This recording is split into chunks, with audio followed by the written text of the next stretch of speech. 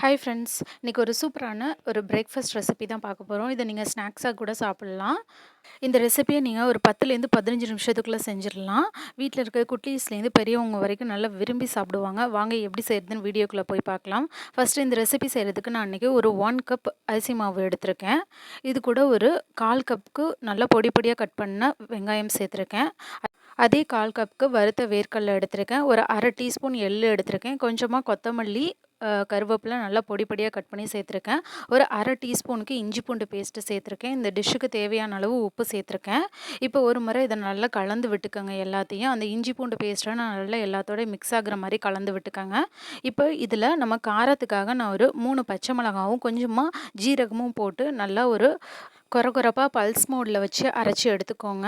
உங்களுக்கு காரத்துக்கு எத்தனை மிளகாய் வேணுமோ அத்தனை மிளகாய் சேர்த்துக்கோங்க. நான் ஒரு 3 மிளகாய் சேர்த்துருக்கேன். இப்போ இதையும் நம்ம ஆல்ரெடி ரெடி பண்ணி வச்சுருக்க மாவோடு சேர்த்துக்கலாம். இப்போ இதை சேர்த்துட்டு இது கூட நம்ம கொஞ்சமாக தண்ணி சேர்த்து நல்லா ஒரு சப்பாத்தி மாவு பதத்துக்கு நம்ம பிசைஞ்சு எடுத்துக்கலாம். இன்றைக்கி நம்ம ஒரு அடை மாதிரி தான் இதை தட்ட போகிறோம். அதனால நல்லா ஒரு சப்பாத்தி மாவு பதத்துக்கு பிசைஞ்சா போதும். ரொம்ப தண்ணி ஊற்றிட வேணாம். கொஞ்சம் கொஞ்சமாக தண்ணி ஊற்றி நீங்கள் அப்படியே பிசைஞ்சு எடுத்துக்கோங்க. இதை நீங்கள் ஈவினிங் ஸ்கூல் விட்டு வர குழந்தைங்களுக்கு நல்ல ஒரு ஸ்நாக்ஸாக கொடுக்கலாம். இதுக்கு கார சட்னியோட சர்வ் பண்ணிங்கன்னா ரொம்பவே நல்லாயிருக்கும். இதில் நம்ம சேர்த்துருக்க எல்லா இன்க்ரீடியன்ட்டுமே நமக்கு வீட்டில் ஈஸியாக கிடைக்கிற ஒரு இன்க்ரீடியன்ட் தான். அதனால நீங்கள் சட்டுன்னு ஒரு 10லேருந்து 15 நிமிஷத்துக்குள்ளே செஞ்சு முடிச்சிடலாம். இப்போது நான் நல்லா பிசைஞ்சு எடுத்துட்டேன். இப்போ இதுலேருந்து ஒரு சின்னதாக ஒரு உருண்டை எடுத்து இதை வாழை இலையிலையோ இல்லைன்னா டேரெக்டாக நீங்கள் தோசைக்கல்லையோ அடை மாதிரி நீங்கள் தட்டி எடுத்துக்கலாம். நான் இன்றைக்கி வாழை இலையில் இந்த மாதிரி ஒரு சின்னதாக ஒரு உருண்டை எடுத்து வாழை இலையில் நான் கொஞ்சமாக எண்ணெய் அப்ளை பண்ணிக்கிட்டேன். இப்போது இது நம்ம சப்பாத்தி மாவு பதத்துக்கு எடுத்துருக்கறனால இந்த மாதிரி ஒரு கிண்ணத்தில் தண்ணி எடுத்துக்கோங்க. அதில் தொட்டுட்டு நீங்கள் நல்லா இந்த மாதிரி அடை மாதிரி தட்டிக்கோங்க. இப்போ இது மேலே இந்த மாதிரி ஒரு ஃபோக் ஸ்பூன் வச்சு லைட்டாக குத்தி விட்டுக்கோங்க. அப்போ நம்ம எண்ணெய் மேலே போடும்பொழுது உங்களுக்கு கிறிஸ்பியாகவும் இருக்கும், அதே சமயம் ரொம்ப சாஃப்டாகவும் இருக்கும்.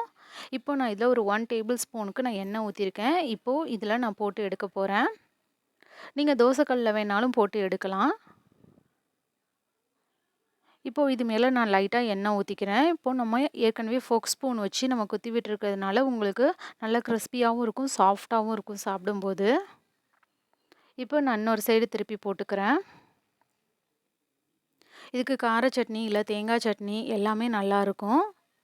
நீங்கள் எதோட வேணாலும் சர்வ் பண்ணலாம். இதை நீங்கள் மார்னிங் பிரேக்ஃபாஸ்ட்டாகவும் சாப்பிட்லாம், இல்லைன்னா ஈவினிங் ஒரு ஸ்நாக்ஸாகவும் சாப்பிட்லாம். ஸோ அவ்வளோதான், ஒரு சூப்பரான ரெசிபி ரெடி ஆகிடுச்சு. நல்லா சாஃப்டாகவே வந்திருக்குது. நீங்களும் ட்ரை பண்ணி பாருங்கள். ட்ரை பண்ணி பார்த்துட்டு உங்களோட கமெண்ட்ஸை சொல்லுங்கள். தேங்க்ஸ் ஃபார் வாட்சிங். DD shine recipes and tips சேனலை லைக் பண்ணுங்கள், ஷேர் பண்ணுங்கள், சப்ஸ்கிரைப் பண்ணுங்கள். பாய்.